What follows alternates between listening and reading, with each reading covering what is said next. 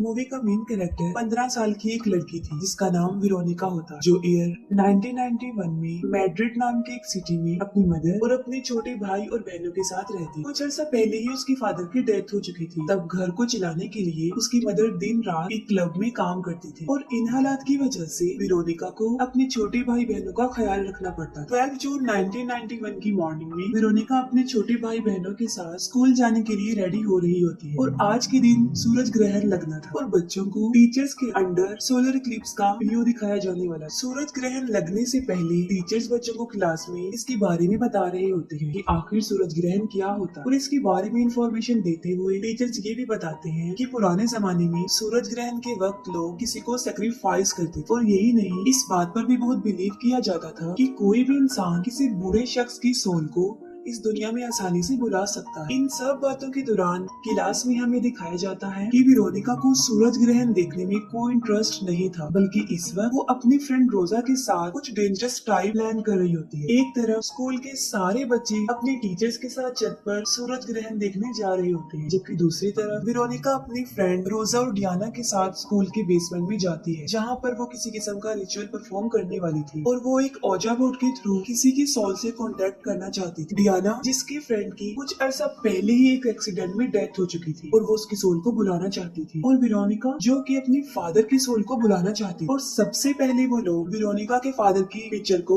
ओजा बोर्ड के सामने रखते हैं और उनकी सोल से कांटेक्ट करने की कोशिश करता है। तीनों लड़कियां एक गिलास कप पर हाथ रखती हैं, जिस पर उन्हें फौरन रिस्पॉन्स मिल भी जाता है। सोल्स के रिप्लाई में वो कप खुद ब खुद मूव करना शुरू कर देता है और वो कप इतना गर्म हो जाता है कि रोजा और डियाना अपनी उंगलियां हटा लेती है। इस रिचुअल को वेरोनिका ही सिर्फ कंप्लीट कर रही थी और जैसे ही सूरज ग्रहण लगता है वो कप टूट जाता है। कप के टूटने की वजह से वेरोनिका की उंगली पर चोट लग जाती है, जिसमें से खून आता है और वो ओजा बोर्ड पर गिर जाता है। वेरोनिका जो कि एक स्टैचू की तरह बिल्कुल चुपचाप बैठी होती है और वो ओजा बोर्ड टूट कर दो हिस्सों में तकसीम हो जाता है और उसी वक्त बेसमेंट में पैरानॉर्मल एक्टिविटी शुरू हो जाती है, जिस पर डियाना जोर जोर से चिल्लाना शुरू कर देती है। वेरोनिका जमीन पर लेटकर कुछ अजीबोगरीब बातों की विस्परिंग कर रही होती है और अचानक से वो शैतानी आवाज में चिल्लाकर बेहोश हो जाती है। फिर हमें दिखाया जाता है कि वेरोनिका अपने स्कूल के हॉस्पिटल के एक वार्ड में होती है, जिसका चेकअप एक डॉक्टर कर रही होती है। डॉक्टर समझती है कि वेरोनिका शायद आयरन की कमी की वजह से बेहोश हो गई और उसे अपनी डाइट पर ध्यान देना चाहिए। इसके बाद वो अपने भाई बहनों के साथ घर जा रही होती है, तब वो नोटिस करती है कि स्कूल में ही रहने वाली एक सिस्टर वेरोनिका को मुसलसल घूर रही होती है। लोग इस सिस्टर को सिस्टर डेथ बुलाते थे और यहाँ पर अजीब बात ये थी कि वो सिस्टर ब्लाइंड थी। तो फिर सवाल ये पैदा होता है कि वो कैसे वेरोनिका को घूर रही थी। वेरोनिका के घर पहुंचने तक वेरोनिका के साथ घर पहुंचकर भी कुछ ना कुछ अजीबोगरीब होता रहता है। वो डिनर करते हुए बिल्कुल फ्रीज हो जाती है और यही नहीं, उसकी बॉडी पर भी किसी के पंजों के निशान उभरना शुरू हो जाते हैं। उसी दिन वेरोनिका जब अपने भाई एंटोनिटो को नहला रही होती है, तब उसे उसके रूम से कुछ आवाजें आती हैं और जब वो उन आवाजों को फॉलो करती है वो खुद ब खुद उस रूम में लॉक हो जाती है और रूम में बंद ही रूम के अंदर ही उसे अपने भाई एंटोनिटो की आवाज आती है।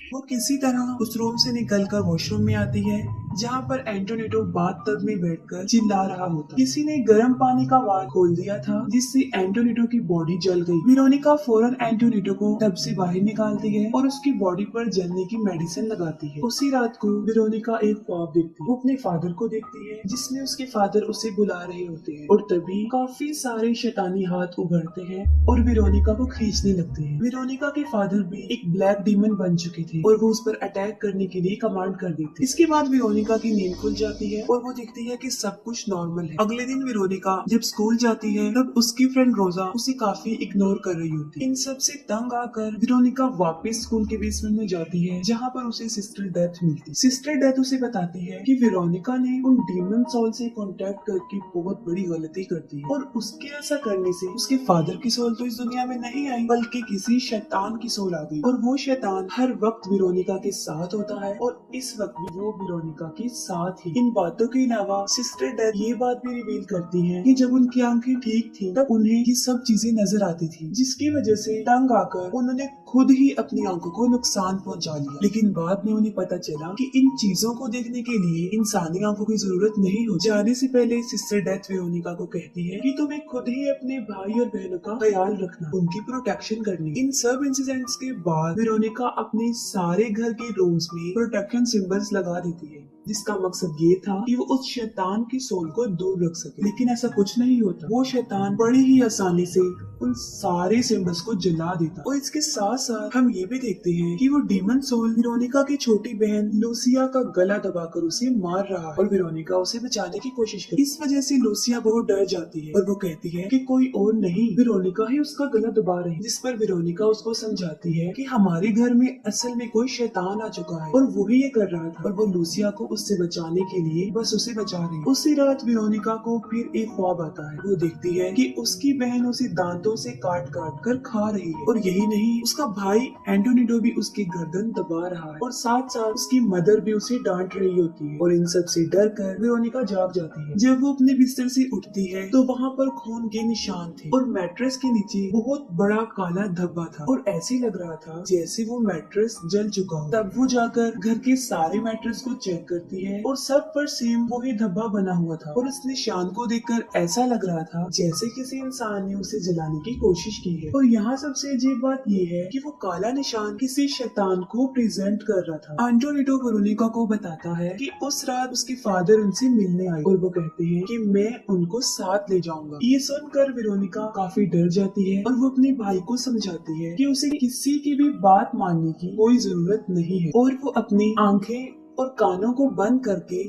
वेरोनिका को बुलाई ताकि वो उसकी हेल्प के लिए आ जाए। फिर फौरन बाद वेरोनिका फिर सिस्टर डेथ को मिलती है और इन डीमन सोल से बचने के लिए हेल्प मांगती है। सिस्टर उसे बताती है कि उस दिन उन्होंने अपना रिचुअल अधूरा छोड़ दिया था, जिसकी वजह से वो शैतान यहीं पर रह गया। उन्हें दोबारा से वो रिचुअल करना होगा ताकि उस शैतान को वापस भेजा जा सके। ये सुनकर वेरोनिका अपनी फ्रेंड रोजा के घर जाती है और उसे कहती है कि वो दोबारा रिचुअल करके शैतान को वापस भेज सके। रोजा उसकी कोई हेल्प नहीं करती और इनकार कर दी, जिसकी वजह से वेरोनिका अकेली ही रह जाती है। तब वो डिसाइड करती है कि इस सारे प्रोसेस को खत्म करने के लिए वो अपनी बहनों के साथ वो रिचुअल करे। और उस रात वेरोनिका उस ओजा बोर्ड को जोड़कर अपनी बहनों के साथ इस प्रोसीजर को स्टार्ट करती है और साथ में वेरोनिका एंटोनिडो को घर की दीवारों पर प्रोटेक्टेड सिंबल बनाने का कहती है, लेकिन गलती से वो इन्वोकेशन सिंबल बना देता है। रिचुअल शुरू करने के बाद वेरोनिका उस शैतान को ये दुनिया छोड़ जाने का कहती है, जिस पर वो सोल मना कर देती है। वो बुक्स में देखकर कई तरीकों से इस शैतान को इस दुनिया से भगाने की कोशिश करती है, लेकिन वो फुल फॉर्म में उनके सामने आ जाता है और साथ ही साथ उन लोगों पर अटैक कर देता है। डरकर वेरोनिका पुलिस को फोन करती है और इसी दौरान वो शैतान एंटोनिडो को अपने साथ ले जाता है। वेरोनिका की सिस्टर्स लूसिया और इरीन इस सब से बचने के लिए घर से बाहर भागते हैं, जबकि वेरोनिका एंटोनिडो को ढूंढने वापस अपने घर में जाती है।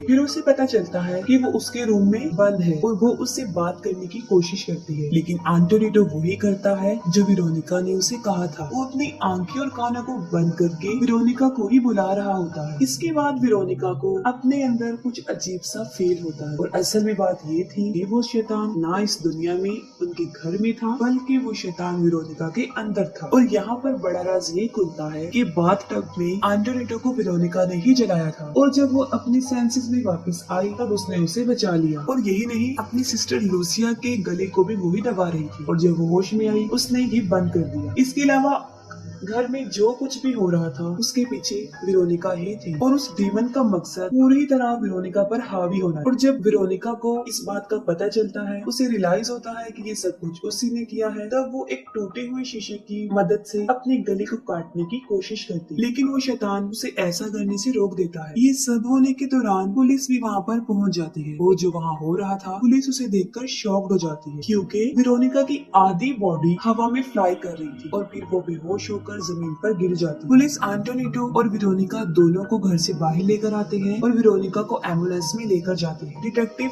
आसपास की गिरी हुई चीजों को देखते हैं, फिर उनकी नजर वेरोनिका की एक फ्रेम पिक्चर पर पड़ती है जो अचानक से जल जाती है और तभी उन्हें इस बात की न्यूज मिलती है कि वेरोनिका अब इस दुनिया में नहीं रही, वो मर चुकी है। इसके बाद वो डिटेक्टिव इस केस को लेकर अपनी एक रिपोर्ट बनाता है जिसमें वो क्लियरली मेंशन करता है कि इन सब बैड इंसिडेंट का रीजन कोई डीमन था जो हमारी दुनिया में किसी अधूरे रिचुअल की वजह से आया था। और हैरत की बात तो ये है कि ये पहला पुलिस केस था जिसमें किसी डीमन का जिक्र भी किया गया था।